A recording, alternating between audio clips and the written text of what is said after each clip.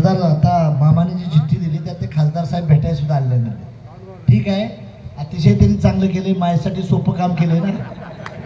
मी मतदारसंघातलं गाव कुठलं ठेवणार नाही. 4 तारखेला निकाल लागल. 5व्या तारखेपासून प्रत्येक गावाला मारुतीच्या मंदिरात भेटायला मी आणलाय बांधवा. एका बाजूला कलेक्टर असेल, एका बाजूला SP असेल, तिथल्या जनतेचा प्रश्न तिथं सोडव करण्यासाठी प्रयत्न करेन. आणि फंड कमी पडेल तिथं मी तयार असेल. धमकीला कुणाच्या घाबरणार.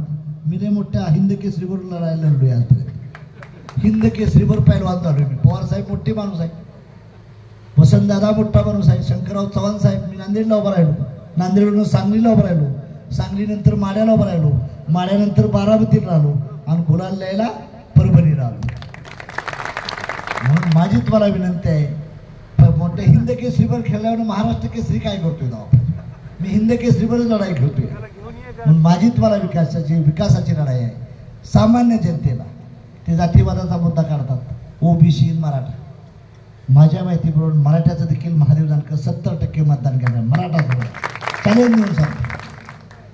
गुट्टे साहेब, मी मंत्री होतो, देवेंद्र फडणवीस आमचे बॉस होते. मराठ्यांचा विकास कसा व्हावा त्या कमिटीचा सदस्य मी होतो. आमच्या सर्व सदस्याचा कमिटीचा अध्यक्ष चंद्रकांत दादा होते, विनोद तावडे, चंद्रकांत दादा, गिरीश महाजन आणि महादेव जानकर.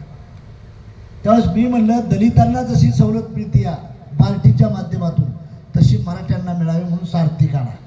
त्याच वेळेस OBC अन्याय होतोय, महाज्योती बनवा. आणि दोन्ही कमिटीचा सदस्य मी. आणि तिथं रात्र 18 तास अभ्यास करून आम्ही ते युनिट बनवलं. आणि मराठ्यांच्या मुलांना सवलत देण्यासाठी 10 लाखाचं पॅकेज कसं देता येईल, काय करता येईल हा प्रयत्न केला. आज पवार साहेब होते, आम्ही एका मिटिंगला होतो. पवार साहेब, उद्धव साहेब, एकनाथ शिंदे, देवेंद्र फडणवीस, अजित दादा, सर्व पक्षांनी, रामदास आठवले, प्रकाश आंबेडकर सुद्धा त्याला होते. सर्व पक्षाची नेते मिटिंग झाली आणि म्हणले बाबा OBC समाज गरीब आहे, त्याच्या आरक्षणाला नकार नव्हता मराठ्यांना द्यायचा पाहिजे. सर्वांनी म्हणले, सर्व लोकांनी म्हणले. भाजपची तीच भूमिका आहे, राष्ट्रवादी तीच आहे. आणि बंडूला तरी इंग्लिश कळत नाही, त्यामुळे त्याला माहित नाही सर काय मिळते की नाही असं. बंडू फार छोटा माणूस आहे, मायानादाला लागू नको. फार अवघड आहे तुला, अवघड आहे तुला. त्या फील्डमध्ये गेलो तर मी 40 वर्ष यातच घातले होते. मी कांशीरामजीवर 7 वर्ष फिरलोय. आणि कांशीरामनं उत्तर प्रदेश ऋषीमुनीच्या प्रदेशात एका दलित मुलीला चीफ मिनिस्टर केलेलं आहे बांधवा. त्यांच्या चळवळीत VP सिंगावर फिरलोय मी, अर्जुन सिंगावर माहीत आहे. त्यामुळं माझी त्यांना नम्र विनंती आहे, विकासाच्या मुद्द्यावर भांडण करा, उपरान परका म्हणून. मला उपरा म्हणतोय, तू कुठे लातूरला झालायस की इथं, तुझं गाव लातूरच आहे ना, मग सोडलं काय ते कुठलं गाव. म्हणून काहीच बोलता येईल. अहमदपूरमध्ये पट्ट्याचा पहिला आमदार आलाय, मराठा समाजाचा पहिला आमदार माझ्या पक्षाचा कुठला निवडून आलाय, बाबा पाटील, तर त्या अहमदपूरचा आलेला आहे. म्हणून माझी तुम्हाला विनंती आहे, मराठा OBC वाद निर्माण करण्याचा शेवटच्या 2 दिवसात प्रयत्न करते, त्यापासून सावध राहा. विकासाला तुम्ही सहकार्य करा. एक रत्नाकर गुट्टे आमदार झाला तर त्यांनी किती कोटी आणलं विचारलं नाही तुम्ही, किती कोटी आणलं. अरे ये तो ट्रेलर आहे, पिक्चर अभी बाकी आहे. ट्रेलर आहे, रेल्वे आली. माझी इच्छा आहे की मला एअरपोर्ट लांब आहे, परभणीत माझं एअरपोर्ट देखील झालं पाहिजे. नाही मोठं बनवता आलं, एअर स्ट्रीप तरी उतरला पाहिजे. कमीत कमी अशा लेवलची प्लॅनिंग करणार आहे मी. शक्तीपीठाच्या माध्यमातून मी परवाच सांगितलं गडकरी साहेबाला, देवेंद्र फडणवीसला, अजितदादाला की म्हणलं नांदेड तुम्ही घेतले आणि जालना तुम्ही घेतले, परभणीच काय समृद्धी मार्गात सुटले, काय बांधलंय. वकील साहेब तिथं बोलायला लागतं, आई रडले, मूल रडल्याशिवाय आई दूध पाजत नाही. आमचा रडणाराच माणूस नाही, ही म्हणते मला हप्ता पाहिजे, माझं हे पाहिजे, आणि मग काहीतरी करत बसले. तिथं दिल्लीत थांबावं लागतं, थांबावं. यांची प्रेझेंटेशन सुद्धा नाही. पार्लमेंटमध्ये ह्या माणूस हजर बी नाही आपला, हा 25% हजर आहे. मी मंत्री होतो 18 तास, आम्ही 100% माझे हजर आहे. कॅबिनेटमध्ये हजर आहे, विधानसभेत, विधान परिषदेत आहे, विधानसभेत देखील माझी 100% हजर आहे. चॅलेंज देतो कुठल्याही पक्षानं सांगावं की महादेव जानकरची हजेरी तिथं नाही म्हणून. पैसा देखील आम्ही 100% वाटलाय, चांद्यापासून बांद्यापर्यंत माझ्या फंडातून पैसा वाटलाय. आम्ही कशासाठी करतो बांधवांनो. माझी तुम्हाला विनंती आहे, परभणीचं भवितव्य बदलण्यासाठी मोदी साहेबांनी असतील, ह्यात देवेंद्र फडणवीस, एकनाथ शिंदे आणि अजित पवारांनी मला इथं पाठवलं.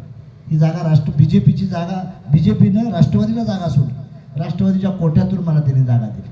पण माझी तुम्हाला विनंती आहे, हे मित्रपक्ष आहे, आम्ही एकच जागा घेतली आहे.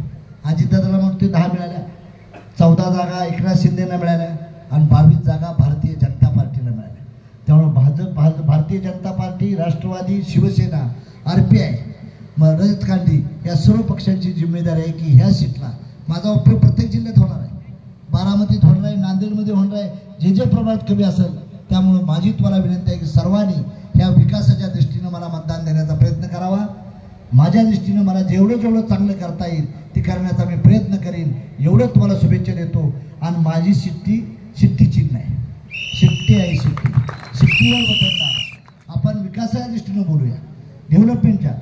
लहूजी शेळकेने सांगितलं रस्ता कुठला आहे ना, गुट्टे साहेब तर करते झालाय ना, तो रस्ता झाला आहे.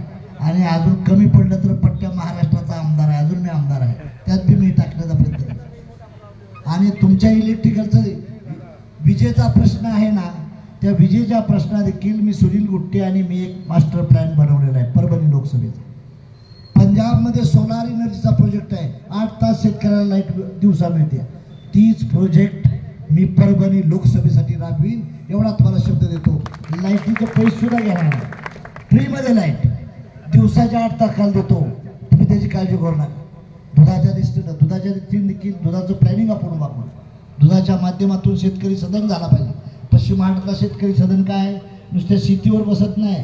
एका बाजूला पोल्ट्री फार्म आहे, एका बाजूला दुधाचा धंदा. ABP माझा, उघडा डोळे बघा नीट.